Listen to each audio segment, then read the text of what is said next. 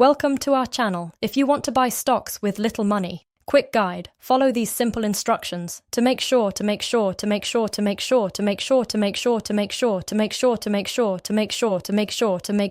ensure everything is properly set up and works correctly. Step 1. Open your web browser or mobile app and navigate to the relevant platform or website. Be sure to make sure you're logged in with your account credentials if required. Step 2. Locate the main menu or settings section. Look for the option related to your task, usually found in the top navigation bar or sidebar menu. Step 3. Navigate to and click on the appropriate section or tab where you can access the specific feature or tool you need for this process.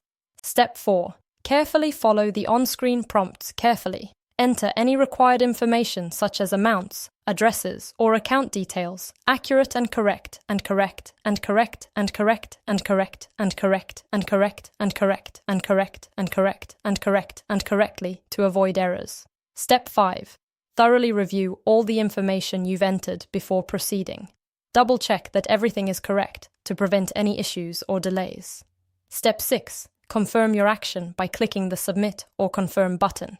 Wait for the system to process your request, which may take a few moments. Don't forget to like this video and subscribe to our channel.